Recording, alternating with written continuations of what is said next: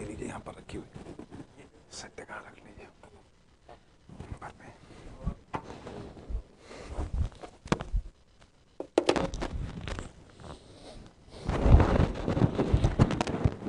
ایک مرتبہ سورہ حمد اور 3 مرتبہ سورہ اخلاص کی تلاوت کر کے اموات مومنین مومنات شہداء اسلام کی روح کو ہدیہ کر دیں۔ بسم اللہ۔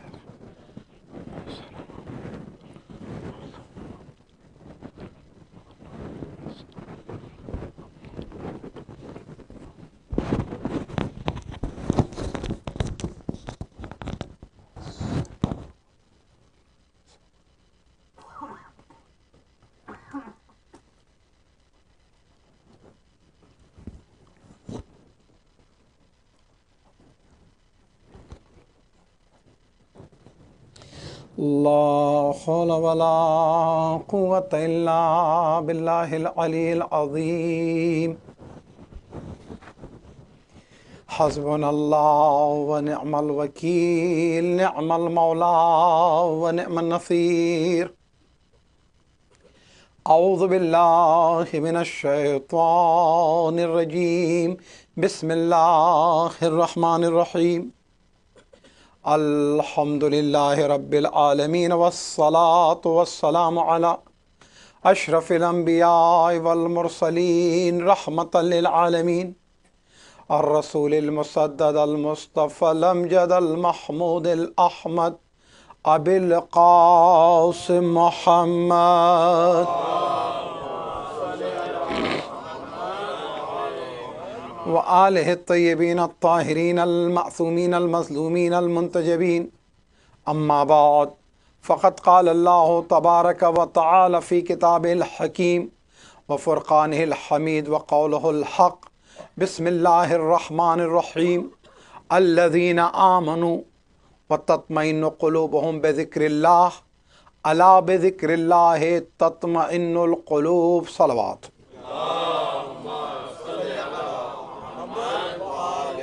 اور وہ لوگ کہ جو ایمان لائے اور جن کے دلوں کو اللہ کے ذکر سے اطمینان ملتا ہے، کیا اللہ کا ذکر دلوں کو اطمینان نہیں بخشتا؟ یقیناً ہمارے دلوں کو سکون اور اطمینان ذکر خدا سے ہی ملتا ہے۔ اسی موضوع کے تحت ہماری گفتگو تیسرے مرحلے میں داخل ہوئی۔ کچھ ضمنی باتیں کئی مرتبہ وہ سبجیکٹ کے تحت آتی ہیں، ضمنی ہوتی ہیں، لیکن سوسائٹی کی ڈیمانڈ کے اعتبار سے اصل سبجیکٹ کے اوپر حاوی ہو جاتی ہیں۔ کل رسول کی اس حدیث کو میں بیان کر رہا تھا، یہ نہیں کہہ سکتا کہ وہ حدیث ادھوری رہ گئی، بلکہ 1/3 حصہ ہی بیان ہوا، جس میں آپ نے فرمایا علامات المنافق ثلاثہ، منافق کی 3 علامتیں ہیں۔ میں انتہائی عزت اور احترام کا آپ کے خیال کرتے ہوئے دستبستہ درخواست کروں گا کہ جب بھی کسی آیت اور کسی حدیث کی تلاوت کی جائے تو اس کے اندر مطلب یہ نہیں ہوتا کہ آپ، بلکہ صرف ایک پیغام ہے اور ایک آئینہ سامنے ہے جس میں ہم اپنی شکل کو دیکھیں، آپ اپنی شکل کو دیکھیں، آپ اصلاح کریں، ہم اصلاح کریں۔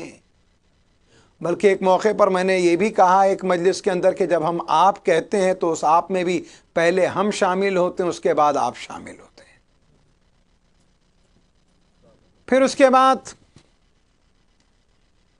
ہماری خوش نصیبی ہے کہ ان مجلسوں کے ذریعے سے ہمیں اصلاح کے اتنے موقع ملتے ہیں، لیکن اگر اس خوش نصیبی سے فائدہ نہ اٹھایا جائے تو انتہائی بدقسمت بھی ہم ہی ہوں گے۔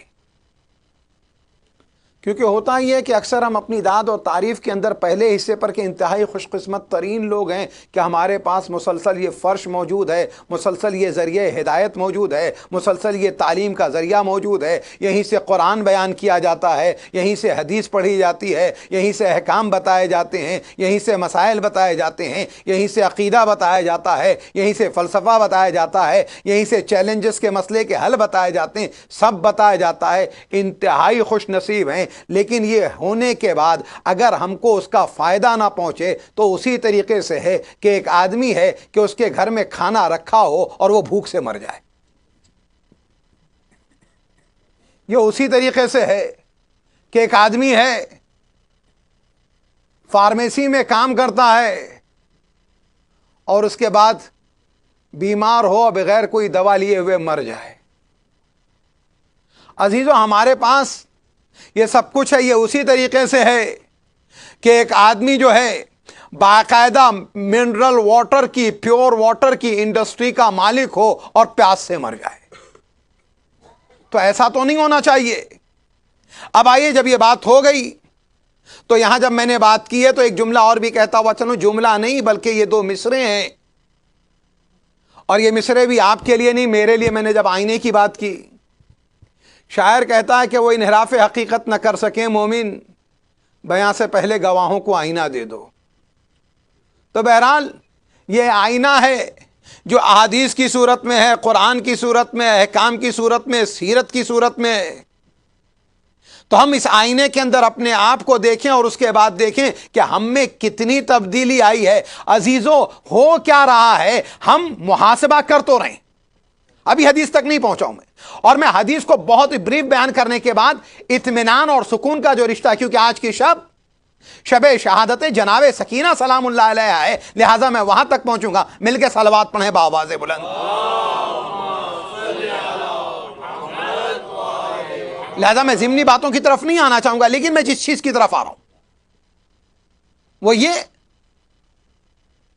کہ ہم کو یہ جو تمام چیزیں دولت کی صورت میں ملی، تو محاسبے کی جہاں تک بات ہے تو ہم محاسبہ کس کا کرتے ہیں؟ محاسبے کا حکم ہے، محاسبے کی حدیث موقع ملے گا تو بیان کروں گا کہ اکاؤنٹیبلٹی کتنی ہے میں۔ لیکن آج ہم اکاؤنٹیبلٹی کی بات کر رہے ہیں۔ پچھلے چند سالوں سے ہماری یوتھ، ہمارے جوان، ہمارے بڑے، ہمارے باہر رہنے والے لوگ اکاؤنٹیبلٹی کی بات کر رہے ہیں، کہہ رہے ہیں کہ اکاؤنٹیبلٹی ہونی چاہیے۔ بہت اچھی بات ہے، دل خوش ہو گیا۔ آپ یاد رکھیے گا، جب بھی کوئی اچھا کام کیا جائے تو آپ کنجوسی کا مظاہرہ مت کیجئے، سخاوت کا مظاہرہ کیجئے کہ ماشاءاللہ کتنا بڑا کام بچوں نے کل کیا تھا۔ خدا سلامت رکھے، اور ان لوگوں کو سلامت رکھے کہ جن لوگوں نے ان بچوں کی ایسی تربیت کی، ان لوگوں کو سلامت رکھے کہ جن لوگوں نے ان کو یہ موقع فراہم کیا، ان کی توفیقات میں اضافہ کرے۔ تو ہوتا یہ کہ ہم کنڈیم کرنا تو بڑا آسان ہوتا ہے، اپریشیٹ کرنا بڑا مشکل ہوتا ہے۔ بات میری کہاں سے کہاں چلی گئی؟ تو اکاؤنٹیبلٹی کی بات ہے۔ اسلام نے کہا کہ ہر آدمی، ایوری انڈیویجول اپنی اکاؤنٹیبلٹی کرے، ہر آدمی اپنا محاسبہ کرے، ہر آدمی اپنے آپ کو چیک کرے۔ معاملہ یہ ہوا کہ ہم اپنے آپ کو چیک نہیں کر رہے ہیں، ہم نے یہ کیا، ہاتھ میں جو آئینہ تھا اس کو ایسے کر دیا۔ سامنے والے کو چیک کر رہے ہیں، سامنے والے کو چیک کر رہے ہیں، اپنے کو چیک نہیں کر رہے۔ اب انڈیویجول والا مسئلہ ختم ہو گیا، ایک کو چیک کرتے تھے، ختم ہو گیا۔ اب کیا ہوا؟ پوری قوم کا محاسبہ ہوتا ہے۔ بھائی وہ یہ پوری ہماری کمیونٹی جو ہے اس کا بیڑا غرق ہے، ہماری پوری تنظیمیں ان کا کام خراب ہے۔ اس کے بعد اور معاملہ آگے بڑھ جاتا ہے، کہتے ہیں ٹھیک ہے، رمضان میں 1 مہینے مجلسیں ہوتی ہیں، لیکچرز ہوتے ہیں، دعائیں ہو رہی ہیں، اس کے بعد ہمارے جوان تو چینج نہیں ہو رہے، ہمارے بڑے تو چینج نہیں ہو رہے، ہماری فیملیز تو چینج نہیں ہو رہی۔ ان مجلسوں کا فائدہ کیا؟ ان لیکچرز کا فائدہ کیا؟ دعائیں ہو رہی ہیں، دعاؤں کا فائدہ کیا؟ خطبہ جمعہ ہو رہا ہے، اس کا فائدہ کیا؟ نماز جمعہ ہو رہی ہے، اس کا فائدہ کیا؟ بچے مدرسے جا رہے ہیں، اس کا فائدہ کیا؟ تو اب ہم محاسبہ اپنا نہیں کر رہے ہیں، اپنی کمی کا الزام مجلسوں پہ ڈال رہے ہیں، اپنی کمی کا الزام مدرسوں پہ ڈال رہے ہیں، اپنی کمی کا الزام اس سسٹم پہ ڈال رہے ہیں۔ عزیزو، محاسبہ ہم یہ نہ کریں، مجلسوں کی سکسیس کو دیکھنا ہے تو اپنے آپ میں ان مجلسوں کو اتاریں گے تب سکسیس ملے گی۔ مدرسوں کی سکسیس دیکھنا ہے تو اپنے بچوں کا بیگ سنڈے کو کھلے اور سنڈے کو بند ہو جائے اور اس کے بعد 1 ہفتے تک نہ کھولا جائے تو کیسے ملے گی وہ سکسیس؟ لہذا اکاؤنٹیبلٹی کی بات۔ اب آئیے میں واپس یہاں آ جاؤں، حدیث کی طرف آ رہا ہوں یہ تمہید میں نے بات کی، انشاءاللہ بات ہوتی رہے گی. کچھ اور اس طرح کی سختیاں آپ برداشت کریں گے جب تک ہوں برداشت کریں گے.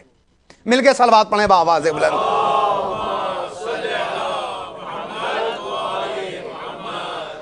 اب معصوم کی حدیث تھی، معصوم کی حدیث بیان کر رہا تھا، کیونکہ آج تو بہرحال وہ کل تھوڑی آسانیاں بھی تھیں ساتھ میں، کیونکہ شب شہادت ہے، تو لہٰذا ایسا کوئی جملہ بھی نہیں کہوں گا کہ جس سے ہمارے لبوں پہ کوئی مسکراہٹ آنے پائے آج. لہٰذا اس بات کا التزام، اس کا خیال بہت ضروری ہے. اب آئیے ہم یہ دیکھیں، رسول کی حدیث آپ نے فرمایا کہ منافق کی 3 پہچان. پہلی پہچان یہ کہ جب بولتا ہے تو جھوٹ بولتا ہے. تو اگر یہ بات ہم میں پائی جاتی ہے تو ہم کہاں کھڑے ہوئے ہیں؟ اس کے اوپر سبجیکٹ کے اوپر تفصیل سے گفتگو ہوگی. دوسری علامت، کیونکہ میرے بھائی کو وہ حدیث کا حصہ مکمل کر دوں اور انشاءاللہ آگے بیان ہوگا. دوسری علامت یہ کہ اذا اؤتمن خان، جب اسے دی جاتی ہے کوئی امانت تو اس امانت میں خیانت کرتا ہے.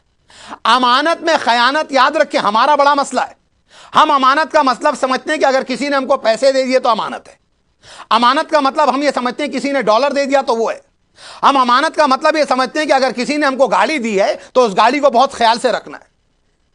اچھا کئی مرتبہ تو ہمارے عجیب و غریب کانسیپٹ بالکل کلیئر نہیں ہے. وہ کس طریقے سے کہتے ہیں بھائی دیکھو یہ دوسرے کے گھر ہے، اب ہم کرائے پہ رہ رہے ہوتے ہیں، کسی کے جاتے ہیں، بیٹا آپ باہر جا رہے ہیں بہت خیال رکھیے گا. کچھ لوگ ہیں کہتے ہیں ٹھیک ہے باہر جا رہے ہیں، وہاں جو بھی کرنا اپنے گھر کا خیال رکھنا. غلط یہ بھی ہے، غلط وہ بھی ہے. ہم اپنے بچوں کی اس طرح سے تربیت کریں گے کہ اپنے گھر کا بھی خیال رکھیں، باہر کا بھی خیال رکھیں. امانت کا کیا معاملہ ہے؟ ہم نے صرف پیسوں تک سمجھا. نہیں، ملکیت ہے، گاڑی ہے، دیوار ہے، سامان ہے، کاغذ کا ایک ٹکڑا بھی ہو سکتا ہے. قلم ایک عدد جو ہے یہاں پر رکھا ہوا، اگر یہاں یہ قلم اس لیے رکھا ہوا ہے کہ یہاں پر بچے جو مدرسے میں آ رہے ہیں وہ اس سے لکھیں، تو میں اس کے اوپر سے ایک ٹیلی فون نمبر نہیں لکھ سکتا. یہ امانت میں خیانت ہوگی. اچھا امانت میں خیانت اتنی نہیں، آگے بڑھ کے میں بتاتا چلوں. کئی مرتبہ بہت سی چیزیں ہماری سمجھ میں نہیں آتی. میں اس مسئلے کے اوپر آگے تفصیل سے موقع ملا تو گفتگو کروں گا. چھٹے امام، امام جعفر صادق علیہ الصلوۃ والسلام. کیونکہ صرف مجھے بلیک بورڈ کے اوپر اس حدیث کو لکھ کے آگے نہیں بڑھنا. اگر میں حدیث کے اس جملے کو پڑھ دوں آگے بڑھ جاؤں گا تو مسئلہ یہی ہوگا کہ بلیک بورڈ کے اوپر حدیث لکھی ہوئی ہے، آپ یہاں سے گزرے، ٹریس پاسر بھی پڑھ رہا ہے، امام بارگاہ میں آنے والا بھی پڑھ رہا ہے. کئی مرتبہ ٹریس پاسر تو نصیحت لے کے چلا جاتا ہے، جس نے امام بارگاہ میں بسترا لگا دیا اس کی سمجھ میں نہیں آتا. اب آپ یہ دیکھیے گا کہ ہوا یہ، مولا کے پاس آنے والا آ کے کہتا ہے کہ مولا کئی مرتبہ ہمارے پاس لوگ آتے ہیں تجارت کے سلسلے میں، ہم سے کہتے ہیں کہ ہمیں ایک مال چاہیے، ایک اس کوالٹی کا، کوالٹی واز ڈسکرائبڈ، اس کوالٹی کا کپڑا چاہیے، بازار سے خرید کے دینا. 2 باتیں تھی اس میں. پہلی بات تھی کہ اس کوالٹی کا کپڑا چاہیے، کوالٹی تو ڈسکرائب ہو گئی. دوسری بات یہ تھی کہ بازار سے خرید کے دینا. کہ مولا اب مسئلہ میرے پاس یہ کہ وہ کوالٹی جو ڈسکرائب کی گئی تھی اس کوالٹی کا کپڑا میرے پاس ہے، میں نے دیکھا قیمت بہت اچھی پے کر رہا ہے، کیا میں اپنے اس کپڑے کو اسے بیچ دوں اور اس سے وہ پیسے لے لوں؟ امام نے کہا تیرے لیے ناجائز ہے، تجھے ضروری ہوگا کہ تو اسے بتا. اس نے کہا مولا مگر وہ جو کوالٹی چاہ رہا تھا، امام نے کہا کنڈیشن 2 تھی. پہلی کنڈیشن کوالٹی کی تھی، فلفل ہو گئی، مگر دوسری اس نے کہا تھا مارکیٹ سے خرید کے لانا. اس نے یہ نہیں کہا تھا تیرے پاس جو اس میں سے لے لینا، لہٰذا وہ تمہارے لیے جائز نہیں ہوگا. تو آپ نے اندازہ لگایا امانت کا معاملہ. اب آئیے ایک چیز اور بتاتا ہوا چلوں. کئی مرتبہ ہماری توجہ نہیں ہوتی، بے خیالی میں کرتے ہیں. ہمارے پاس کسی نے پیسے لا کے رکھ دیے، 50 کا نوٹ تھا کہ یہ $1000 ہیں، آپ جب پاکستان یا انڈیا جائیے گا کسی ضرورت مند کو دے دیجیے گا. 50 کے 10 نوٹ تھے. اب جو 50 کے 10 نوٹ تھے، امانت تو ٹوٹل میں $1000 ہیں. ہم نے اسی کو امانت سمجھا تھا. لیکن اب ہم نے ایک مرتبہ ہمارے ایک بچے نے آ کے کہا کہ پپا مجھے مارکیٹ جانا ہے، مجھے کچھ سامان خریدنے، آپ $50 دے دیجیے. میں نے کہا بیٹے میرے پاس تو $100 ہے، 50 کا نوٹ نہیں.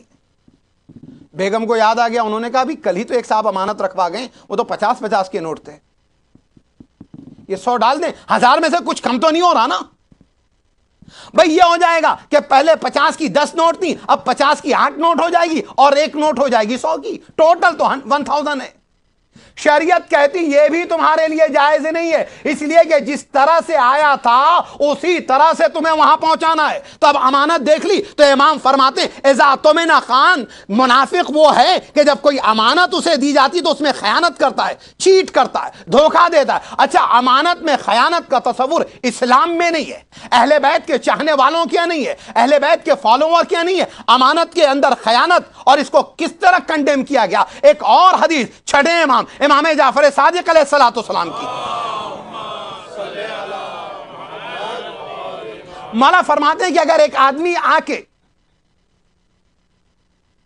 وہ تلوار کے جس تلوار سے اس نے میرے جد علی پر ضربت لگائی تھی اور اس کے بعد وہ امانت کے طور پہ رکھ جائے اور دوسرے دن مجھ سے آ کے مانگے تو میں اسے دے دوں گا۔ کتنا بڑا دشمن ہے یہ، اتنے بڑے دشمن کی امانت۔ لیکن یہ تو اہل بیت ہی بتائیں گے کہ امانت کا کیا مقام ہے۔ آخری بات، تو یہ ساری باتیں تو مال سے ہو گئی، پیسے سے ہو گئی، کپڑے سے ہو گئی، اس کی جو اس وقت کی جو ویلیو اس کے اعتبار سے ہو گئی۔ اب آئیے ایک اور امانت ہے زبان کی۔ زبان کے اعتبار سے کوئی چیز ہم نے شیئر کر لی، اس کو کہتے ہیں المجالس بالامانہ۔ آپ کسی جگہ بیٹھے ہوئے تو دو لوگ بات کر رہے تھے، اب دو لوگ بات کر رہے تھے اور آپ جانتے ہیں کہ یہ بات نہیں کہنی چاہیے لیکن آپ نے لوگوں میں پہنچا دی، یا دو لوگ نہیں، کسی نے آپ کے ساتھ اپنا کوئی درد شیئر کیا تھا، کہا میرے بھائی میرا ایک پرابلم ہے، میں آپ کے ساتھ شیئر کر رہا ہوں۔ آپ سے وہ چاہتا تھا آپ اسے نصیحت دے دیں، آپ سے چاہتا تھا کہ آپ اس کی کچھ مدد کر دیں، آپ نے کیا کیا؟ پورے شہر میں ڈھنڈورا پیٹ دیا۔ یہ بھی آپ کے لیے حرام ہے، یہ امانت میں خیانت ہے، چاہے لفظوں کی ہو، چاہے مال کی ہو، چاہے راز کی ہو۔ تیسری چیز جو منافق کی علامت ہے، امام فرماتے ہیں اذا وعد اخلف، جب یہ وعدہ کرتا ہے کسی کے ساتھ تو اس کی خلاف ورزی کرتا ہے۔ اس نے وعدہ کیا کہ بھائی ٹھیک ہے میں تمہاری مدد کر دوں گا، اب اگر آپ یا تو مدد نہیں کر سکتے آپ ان سے انکار کریے۔ اچھا انکار کریے تو یقیناً اچھے الفاظ کے ساتھ کریے۔ اسٹریٹ فارورڈ ہونے کا مطلب یہ نہیں ہے کہ آپ جو ہے ایک مرتبہ ایک ہاتھ میں تلوار لیں، دوسرے میں خنجر لیں اور اس کے بعد جو ہے اپنے دو پاؤں سے جو ہے آپ رولر ڈھکیل لیں اس کے اوپر، یہ نہ کیجیے۔ آپ اچھے الفاظ کے ساتھ معذرت کر لیجیے۔ اب اگر آپ انکار کر رہے ہیں تو اس میں دل نہ دکھنے پائے، لیکن نہیں اس کا دل نہ دکھے تو اس کے لیے ہم جھوٹ بولیں، جھوٹ بولیں گے وہ بھی گناہ ہوگا، وعدے کی خلاف ورزی۔ تو یہ تین چیزیں یہ منافق کی علامت ہے، مومن نہیں ہو سکتا۔ اب یاد رکھیں ایک آدمی اگر سچ بول رہا ہے، پھر میں اپنی اس حدیث کی طرف آیت کی طرف آؤں، اگر سچ بول رہا ہے تو اطمینان قلب ملے گا، جھوٹ بولے گا بے سکونی کا شکار رہے گا۔ دوسری چیز، امانت کے اندر خیانت کرے گا تو اسے ڈر لگا رہے گا کہ وہ آدمی ہو سکتا ہے سوسائٹی میں بدنام کر دے، ہو سکتا ہے کہ وہ پولیس کیس کر دے، ہو سکتا ہے کہ وہ اخبار میں میرے خلاف دے دے، ہو سکتا ہے کہ لوگوں میں مجھے بدنام کرتا پھرے۔ پھر کیا ہوگا؟ سکون ختم ہو جائے گا۔ اگر آپ امانت کا خیال رکھیں گے سکون باقی رہے۔ تیسری چیز وعدے کی خلاف ورزی۔ آپ نے مجھے بلایا کہ مولانا اگلے سال محرم میں آئیے، اس مثال دے رہا ہوں میں، آپ کہیں گے حسن طلب ہے، صلوات پڑھے گا بآواز بلند۔ آپ نے مجھ سے کہا مولانا آئیے، میں نے آپ سے وعدہ کر لیا، وعدہ لے لیا، بھئی جینوین ریزن ہو تو ٹھیک ہے، لیکن کوئی ایسا سبب نہیں تھا، طبیعت خراب نہیں ہوئی، بیمار میں نہیں ہوا، حادثہ کوئی نہیں ہوا، لیکن پھر میں نے کہا نہیں ٹھیک ہے یار، اتنی دور کا سفر 40 گھنٹے میں تمہارا 40واں ہو جائے گا، ہر 3 گھنٹے کے اندر جہاز میں اگر بیٹھو تو 1.5 لیٹر خون آپ کا پانی جو ہے جل جاتا ہے، 1.5 لیٹر پانی لوز کرتے ہیں، تو اگر ٹوٹل اگر آپ فلائٹ کے اندر 30 گھنٹے بیٹھے تو 15 لیٹر تو ویسے ہی پانی، ٹھیک ہے، اچھا ڈائٹنگ کرنے والے کے لیے تو اچھا پانی کم ہو جائے گا تو وزن کم ہوگا، کہاں وزن نہیں کم ہوگا، شخصیت کا چاہے وزن کم ہو جائے، صلوات پڑھیں بآواز بلند۔ اب کیا ہوا؟ اب ہم نے وعدہ تو کیا لیکن کوئی ایسی جینوین ریزن نہیں تھی، نہیں آئے، وعدہ اخلف۔ اب اگر ہم نہیں آ رہے ہیں تو گناہ تو ہم نے کیا، لیکن یہ بے سکونی ہے کہ یہاں کا مجمع اگر 500 لوگ ہیں، ان کے ایک ایک دوستوں سے بتایا تو 1000 لوگوں میں بدنام ہوں گے۔ انکار کر تو دیا، نہیں آئے، لیکن بدنامی کا ڈر ہے، اب نیند نہیں آئے گی۔ ہو سکتا ہے کہ نیو یارک والوں سے بھی کہہ دیں، ہو سکتا ہے یہ لندن والوں سے بھی کہہ دیں، ہو سکتا ہے یہ ٹورنٹو والوں سے بھی کہہ دیں، ہو سکتا ہے یہ بمبئی والوں سے بھی کہہ دیں، بھائی اس طرح آیا کرتے تھے اب اس طرح آئیں گے۔ تو دیکھا آپ نے تو یہ وہ تمام چیزیں ہیں کہ جو خوبیاں شریعت نے بیان کی، تو فائدہ یہ کہ انسان کو سکون بھی ملتا ہے، عزت بھی ملتی ہے، دنیا بھی ملتی ہے، آخرت بھی ملتی ہے۔ لیکن اگر خدا کے بتائے ہوئے قانون سے ہٹتا ہے تو سب سے پہلا نقصان یہ ہوتا ہے کہ دنیا کا چین چھن جاتا ہے۔ آخرت کا عذاب تو بات کی بات ہے، دنیا کا سکون چھن جاتا ہے۔ اب آئیے میں واپس آ جاؤں تو سکون اور اطمینان دو کیفیتیں۔ قرآن مجید نے کہا اللہ کے ذکر سے دلوں کو اطمینان ملتا ہے۔ روایتیں بتاتی ہیں، کچھ روایتوں کے مطابق 10 سفر جناب سکینہ کی شہادت کی شب ہے، کچھ روایتوں کے مطابق 13 سفر جناب سکینہ کی شہادت کی شب ہے۔ 13 سفر کی مناسبت سے آج کی شب آپ یہاں بیٹھے ہوئے جناب سکینہ کا پرسہ دینے کے لیے۔ عجیب بات عزیزو، سکینہ اس ذات کا نام ہے کہ جس کی پوری عمر مصیبت میں گزر گئی، مصیبت میں گزر گئی۔ لیکن اندازہ لگائیے گا، جن گھروں میں سکینہ کے نام کی مجلس ہوتی ہے ان سے پوچھئے گا، جن گھروں میں سکینہ کے نام کے مصائب پڑھے جاتے ہیں ان سے پوچھئے گا، جن لوگوں نے جناب سکینہ کے حرم کی زیارت کی ان سے پوچھئے گا، ان سے کہیے گا، وہ بتائیں گے آپ کو کہ بے سکونی کا شکار تھے لیکن جناب سکینہ کی مجلس برپا کی، سکون مل گیا۔ اے سکینہ، ارے تمہاری ذات کس طرح کی سکون فراہم کرنے والی ہے کہ اگر کوئی تمہارا نام لے لے تو سکون مل جاتا ہے، یہ کیوں کرے؟ تو سکینہ آواز دیں گی، کیا تمہیں میرے بابا کی حدیث نہیں یاد ہے؟ میرے بابا نے خود فرمایا، جسے خدا نے اطمینان قلب کہا، نفس المطمئنہ ہے نا میرا مولا عزیزو، اعلیٰ بذکر اللہ تطمئن القلوب۔ عجیب بات ہے، کچھ ذات ایسی ہیں تاریخ کے اندر، زندگی میں فضائل بھی ہیں تو ان فضائل پہ بھی انسان گریا کرتا ہے، کیونکہ پوری حیات مصیبت سے عبارت ہے۔ انہی میں سے جناب سکینہ ہے۔ مولا کے لیے قرآن مجید میں نا یا ایتھا النفس المطمئنہ، یہاں کہا جا رہا ہے اطمینان قلب۔ اطمینان قلب تو تمہیں ملے گا لیکن نفس مطمئنہ تمہیں نہیں پکارا جائے گا۔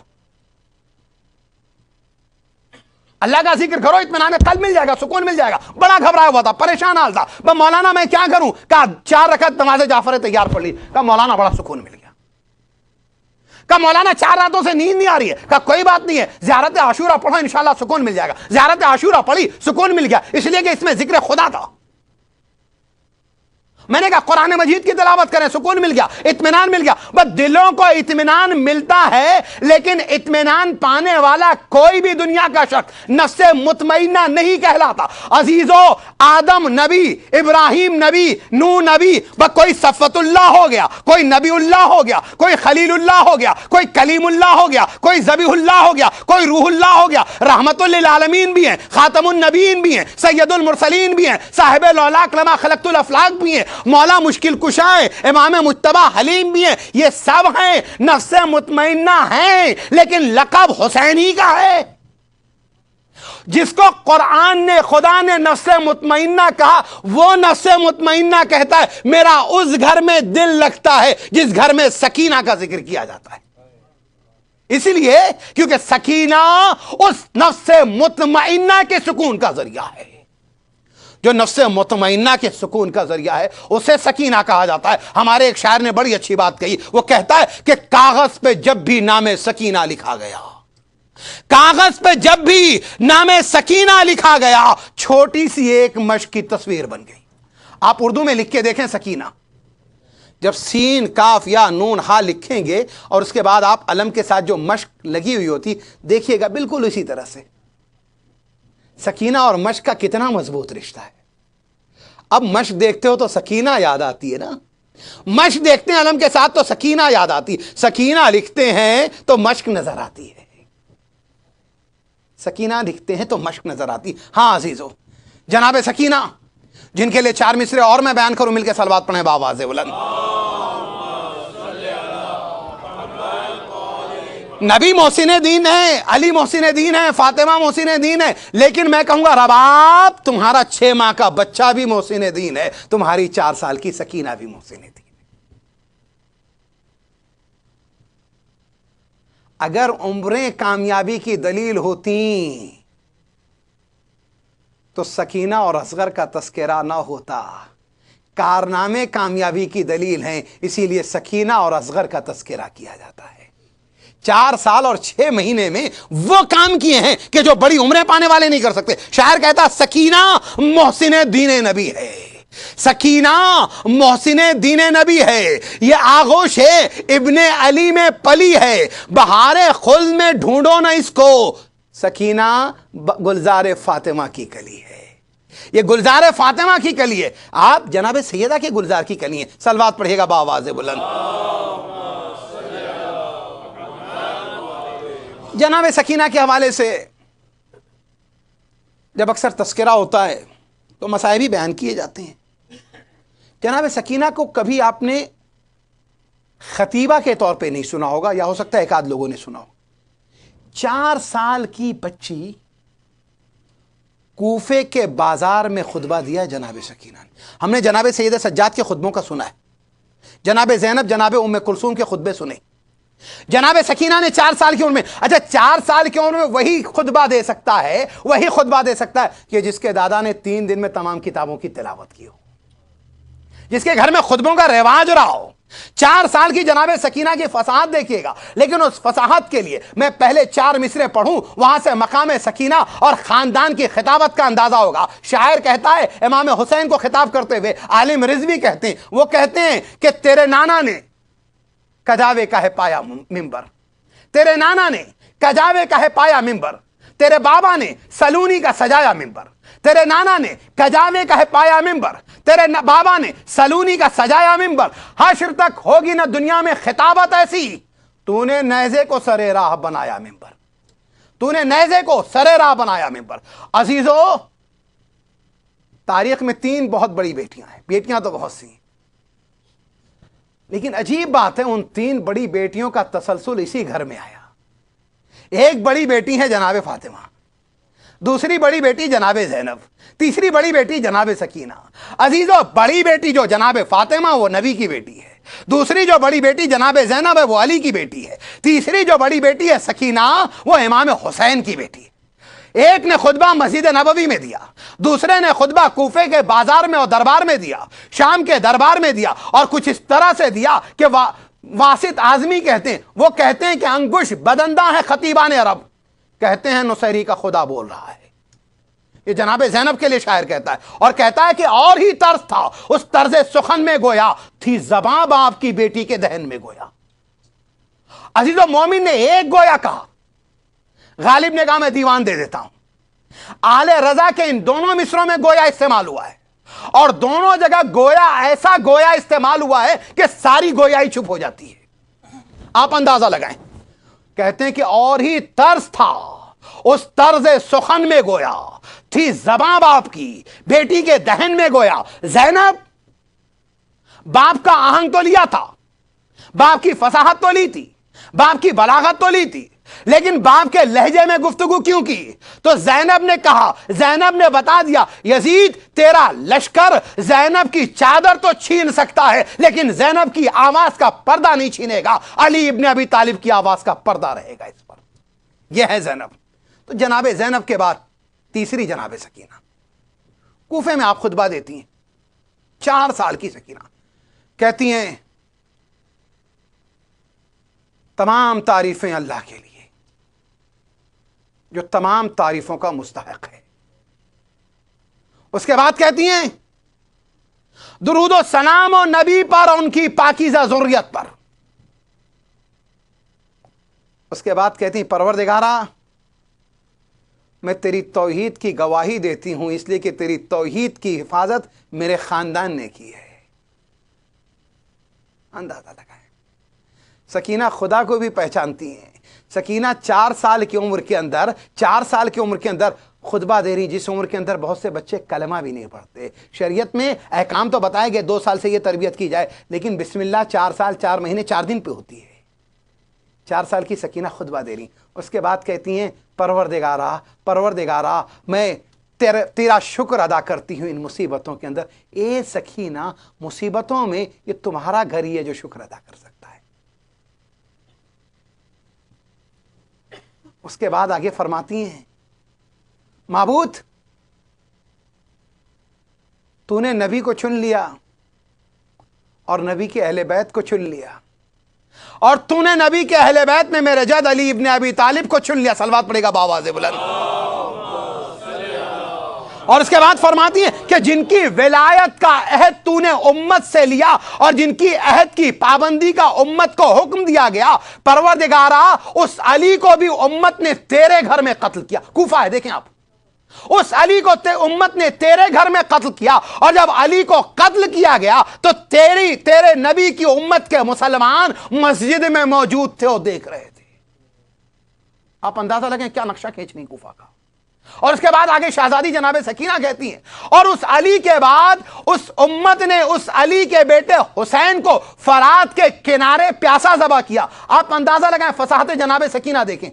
یہ نہیں کہتی شہید کیا گیا، یا اتنا ہی نہیں کہتی کہ فرات کے کنارے ذبح کیا گیا. تاریخ میں حسین کی پیاس نہیں ثابت ہوگی. ہم 2500 سال سے تقریریں کر رہے ہیں، لیکن ذہن میں جو جملہ لے کے آتے ہیں ضروری نہیں کہ وہ جملہ ہم ادا کر سکیں. اللہ اکبر، یہ علی کی پوتی ہے، فاطمہ کی پوتی ہے. آپ نے کہا کہ فرات کے کنارے اس علی کے بیٹے حسین کو پیاسا ذبح کیا گیا. یعنی کوفے والوں دیکھو، مسجد کے اندر نماز قائم کرتے ہوئے علی ابن ابی طالب کو شہید کر دیا گیا. تم دیکھتے رہے فرات کے کنارے. حسین کو فرات کے کنارے تو پیاسا نہیں ہونا چاہیے تھا، لیکن نبی کے نواسے کو پیاسا ذبح کر دیا گیا. اس کے بعد جناب سکینہ کہتی ہے، پروردگارا تجھ سے دعائی ہے، پروردگارا تجھ سے دعائی ہے کہ تیرے نبی کی امت کی میں شکایت لے کے آئی ہوں. اس کے بعد آگے بڑھ کے کہتی ہیں، تم ہم پر لاکھ مظالم کر لو لیکن تم ہم سے جو ہے ہماری فضیلتوں کو چھین نہیں سکتے. آپ اندازہ لگائیں، جناب سکینہ کہہ رہی ہیں ہماری فضیلتوں کو چھین نہیں سکتے. اس میں مجھے وہ لہجہ لگتا ہے جو جناب زین العابدین کا شام کے زندان کے اندر ہے، شام کے دربار کے اندر ہے، جہاں آپ نے فرمایا کہ خدا نے ہم کو یہ فضیلتیں دی ہیں، خدا نے ہم کو یہ مقام دیا ہے. ہم وہ ہیں جنہیں خدا نے علم دیا ہے، حلم دیا ہے، عقل دی ہے، فصاحت دی ہے، شجاعت دی ہے. اس کے بعد آگے کہتے ہیں ہم میں محمد رسول اللہ ہے، ہم میں علی ولی اللہ ہے، ہم میں فاطمۃ الزہرا ہے، ہم میں حسنین کریمین ہیں، ہم میں جعفر طیار ہیں، ہم میں حمزہ سید الشہداء ہے. وہی لہجہ جناب سکینہ کا یہاں بازار کے اندر ہے. ہاں عزیزو، میں نے ختم کیا آپ کی زحمت. 4 سال کی عمر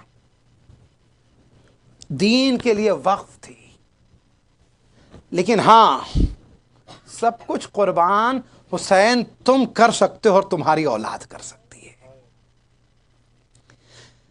عزیزو، اگر کربلا میں حسین تنہا آتے اور شہید ہو جاتے تو یہ پیغام حسینی ہم تک نہیں پہنچ سکتا. سلام ہو زینب پر، سلام ہو سید سجاد پر، سلام ہو سکینہ پر کہ جنہوں نے اس پیغام کو ہم تک پہنچایا. اے عزیزو، 13 صفر کی شب آ گئی. سکینہ، ارے تم زندہ رہی تو دین کی تبلیغ کی، تم شہید ہوئی تو پھپھی کو رہائی دلا دی، تم شہید ہوئی تو بھائی کو رہائی دلا دی. اس لیے عزیزو آئیے، آج کی رات بڑی اہم رات ہے، سکینہ کی شہادت کی رات ہے. اے عزیزو، دربار میں سکینہ پہنچ گئی، قافلہ پہنچ گیا، ایک بی بی کا تعارف ہو رہا ہے. آج کی رات گریے کی رات ہے، مصیبت کی رات ہے. اے عزیزو آؤ، آج زینب کو سکینہ کا پرسہ دے دیں، حسین کو سکینہ کا پرسہ دے دیں، رباب کو سکینہ کا پرسہ دے دیں. ارے دربار میں جب یہ قافلہ لایا گیا، بیویوں کے سر پہ چادر نہیں ہے، نوکہائے نیزہ پر سر ہیں.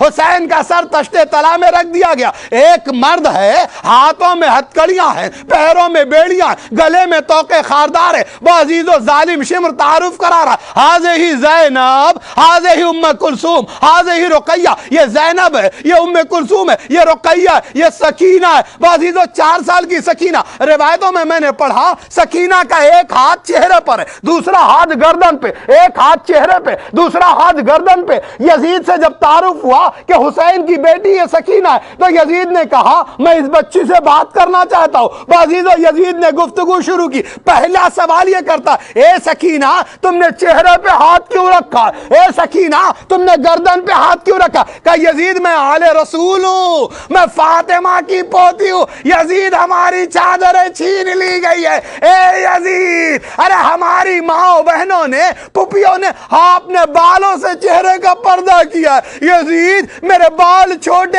میں نے ہاتھوں سے اپنے چہرے کو چھپا رکھا. ارے تیرا دربار ہے, نامحرم کھڑے. کہا اے سکینہ تم نے گردن پہ ہاتھ کیوں رکھا؟ کہ یزید جب ہمیں کربلا سے اسیر کر کے لے کے چلے تو ایک ریسمان ظلم تھی, اس میں 11 گلے تھے. میری پھوپھی زینب کا گلا تھا, میری پھوپھی ام کلثوم کا گلا تھا, اماں لیلا کا گلا تھا, اماں رباب کا گلا. ارے کبھی ناقے پہ باندھی گئی, کبھی ریسمان ظلم میں جکڑی گئی. اللہ اکبر کا گلا بنا تھا, ان کے قد لمبے تھے. بیویاں جب چلنے لگی رسی کھنچ گئی تو میری گردن زخمی ہو گئی ہے. اے عزیزو روایتیں بتا دی جب سکینہ تڑپ گئی تو ایک مرتبہ زینب نے کہا اے بیویو ارے میری بچی ہلاک ہو جائے گی, تم یہ کرو کہ گھٹنے کے بل چلو.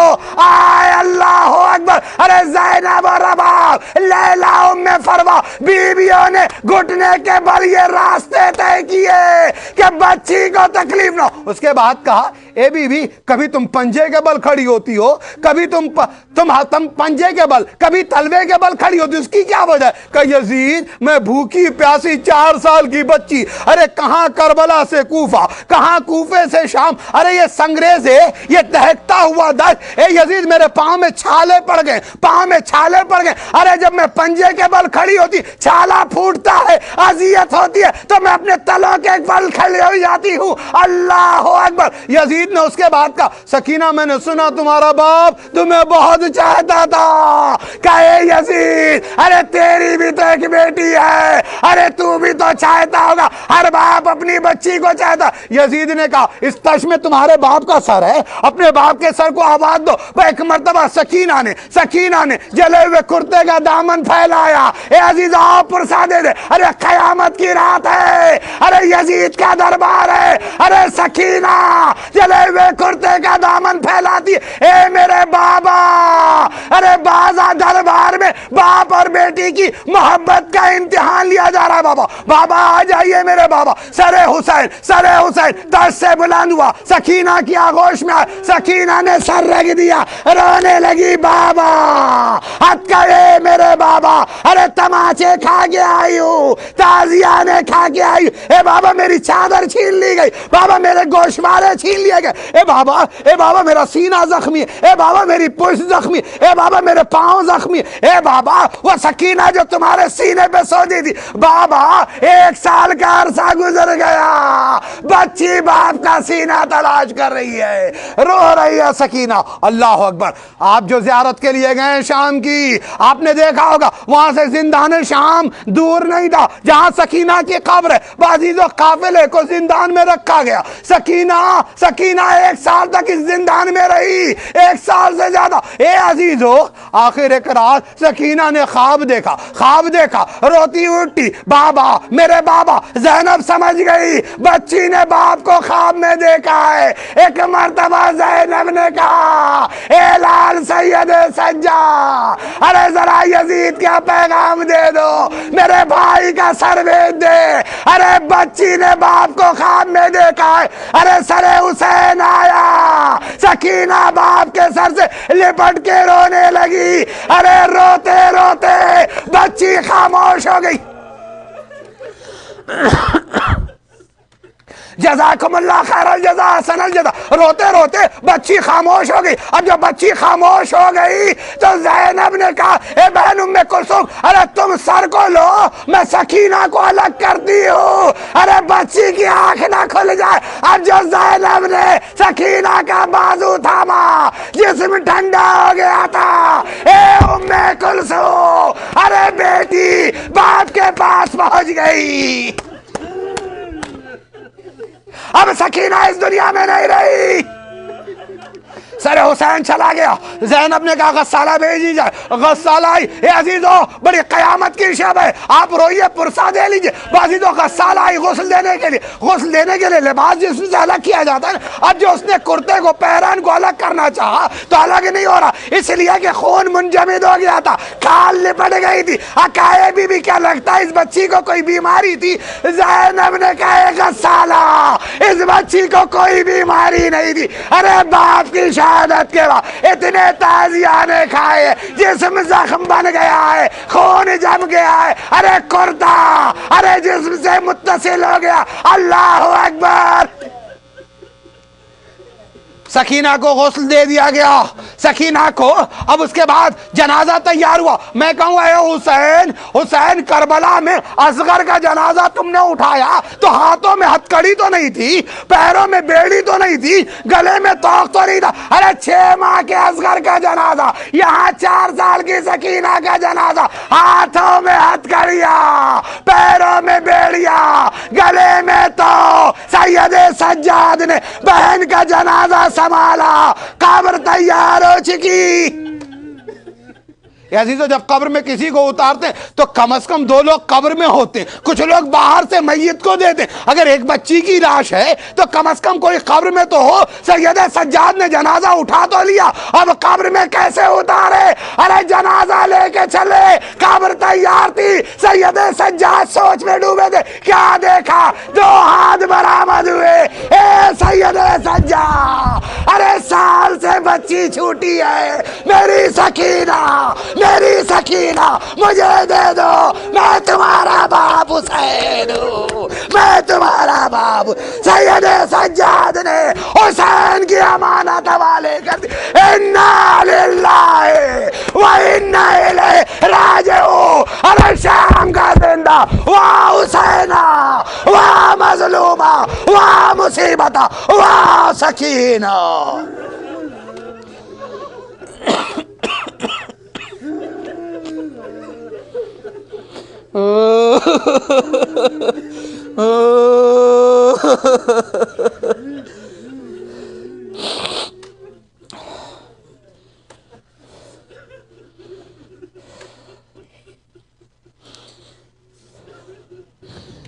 آئیے عزیزو،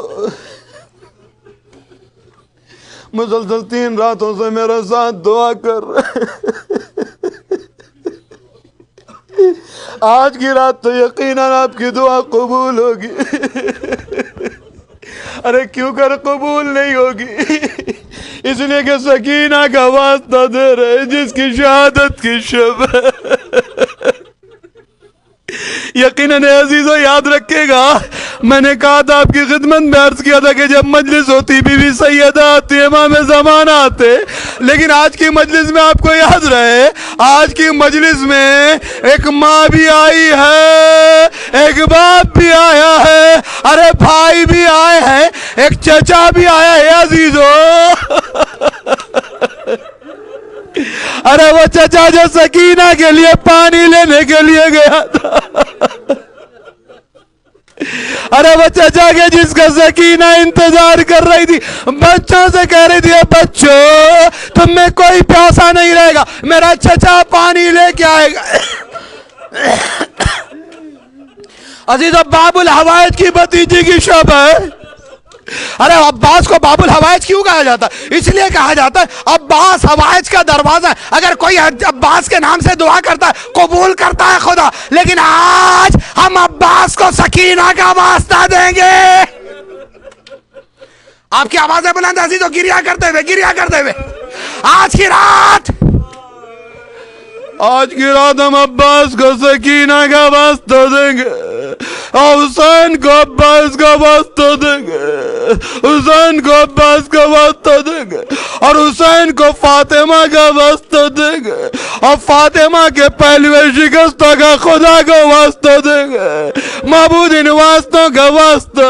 ہماری دعا کو قبول کرنا ہاتھوں کو اٹھائے، مل کے سب میرے ساتھ ہم یجیب پڑھیں گے، ہاتھوں کو بلند کریں گے روتے ہوئے. عزیزو محسوس یہ کیجئے گا کہ آپ ڈیلس کی امام بارگاہ میں نہیں بیٹھے، سکینہ کے حرم میں بیٹھے.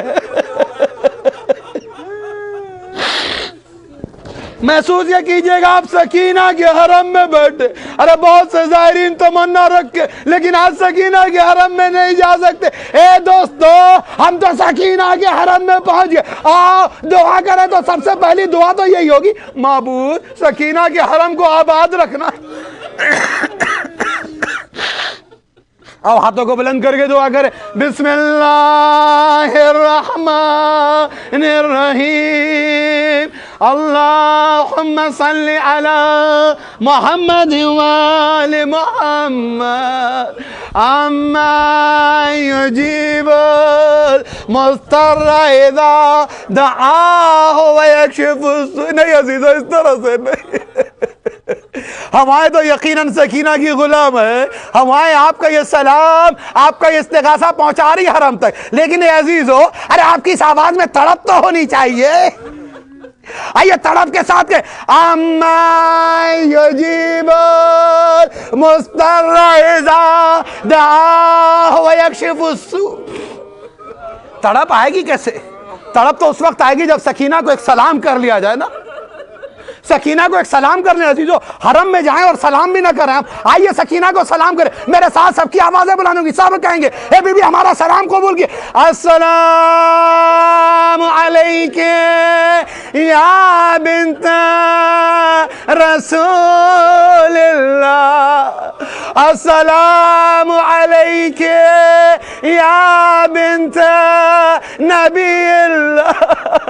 السلام علیکم یا بنت امیر المومنین. السلام علیکم.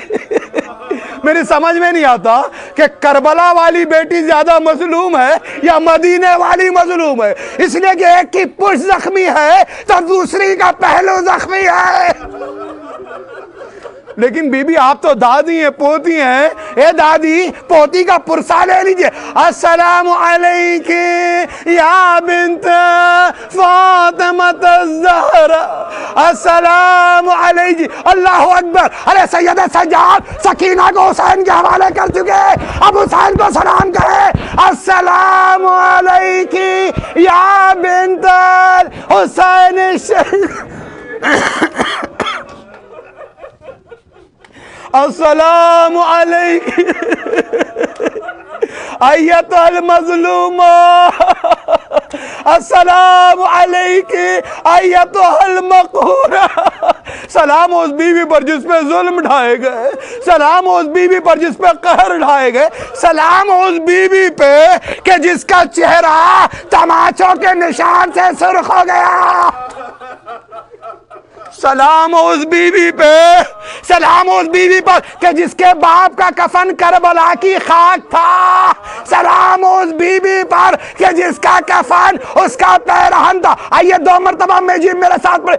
اما یجیب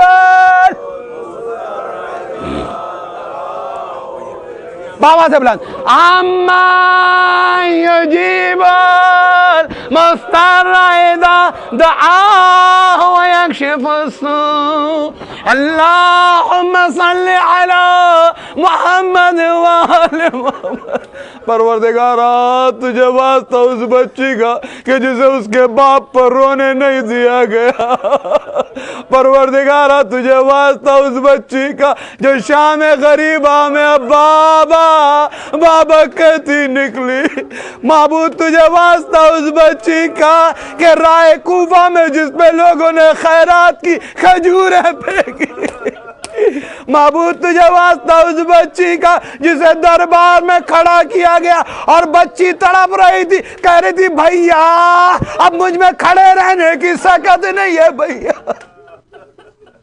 معبود ہماری دعا کو قبول فرما. مل کے کہیں لائی ہمیں. پروردگارا سکینہ کے صدقے میں ہماری دعا کو قبول فرما.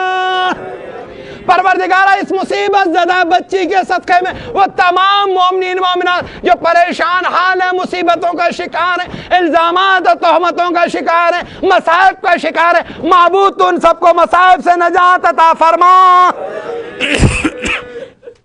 پروردگارہ سکینہ کے صدقے میں بیماروں کو شفا عطا فرما. مل کے کہیں لا آمین. لگتا ہے اب تک آپ تو 10 منٹ کی مجلس میں مصائب میں تک گئے. ہائے سکینہ نے 13 مہینے یہ مصیبت کیسے برداشت کی. ذرا اس مصیبت کو سوچئے گا پروردگارا، سکینہ کے صدقے میں جن مومنین مومنات کی بچیاں بیمار ہیں انہیں شفا عطا فرما۔ پروردگارا، سکینہ کے صدقے میں ہماری بچیوں کو نیک و دیدار و متدین و متشرع بنا۔ پروردگارا، تجھے سکینہ کی بے حجابی کا واسطہ ہمارے گھر کی خاندان کی عورتوں کے حجاب کی حفاظت فرما۔ پروردگارا، ہم سب کو جو زیارات نصیب فرما۔ پروردگارا جو یہاں آئے ہیں ان کے گھر کو آباد رکھنا، لیکن پروردگارا تیری بارگاہ میں دعا ہے، فاطمہ کا گھر کب تک اجڑا رہے گا، کب تک ویران رہے گا؟ معبود، ارے بقیع کو آباد فرما، جنت المعلی کو آباد فرما۔ کریم، سکینہ اکیلی ہے، سکینہ کے حرم کو آباد فرما، زینب کے حرم کو آباد فرما، ظالموں کا خاتمہ فرما، ہمارے اعمال سے امام کو راضی و خوشنود فرما، امام کے ظہور میں تعجیل فرما، ہمارا نام ان کے ناصرین میں رقم فرما۔ ربنا تقبل منا انك انت السميع العليم وتب حسين۔ ایک مومن کی کل برین سرجری 12 بجے، مکی صاحب نے جن کا کل ہوں کہتا ہے مکی گھر کی کیا نام تھا، وہ برین سرجری 12 بجے ان کے لیے دعا۔ عزیزو، اب دعا ہو ہی رہی تھی تمام مریضوں کے لیے۔ ایک مرد مومن کی کل اس کی برین سرجری ہے، آئیے دعا کریں، آئیے ہاتھوں کو اٹھا کے۔ معبود، تجھے سکینہ کا واسطہ، علی اصغر کا واسطہ، شہداء کربلا کا واسطہ، ان بہنے والے آنسوؤں کا واسطہ، پروردگارا تمام مریضوں کو شفا عطا فرما۔ جس مرد مومن کا کل آپریشن ہونے والا، اس کے آپریشن کو کامیاب فرما، اسے صحت عطا فرما، اسے طول عمر عطا فرما، اس کی بیماریوں کو دور فرما۔ معبود، امام کو ہم سے راضی فرما، اس عزاداری کو قبول فرما۔ پروردگارا آج کی شب ہم نے یہاں سے شام کی زیارت کی ہے، لیکن پروردگارا اگلا سال جب آئے تو ان مومنین کو شام کے اس زندان میں جہاں سکینہ کی قبر ہے وہاں زیارت کا شرف عطا فرما۔ اس لیے کہ باپ اور دادی تو پرسہ لینے ہر جگہ آتے ہیں، لیکن شام میں جب پرسہ دیں گے تو اس پرسے کی بات ہی اور ہے۔ اس لیے کہ آپ اپنا وطن چھوڑ کے جب اس بے وطن بچی کی زیارت کے لیے جائیں گے، جو بچی روز اپنی پھوپھی سے پوچھتی تھی، پھوپھی اماں یہ پرندے شام کو کہاں جاتے ہیں، تو پھوپھی کہتی تھی اپنے وطن جاتے ہیں۔ تو زینب سے سکینہ کہتی تھی پھوپھی اماں ہمیں وطن جانا کب نصیب ہوگا؟ خدایا ہمارا وطن جو مدینہ ہے اس جنت البقیع کو بھی آباد فرما۔ ربنا تقبل منا انك انت السميع العليم۔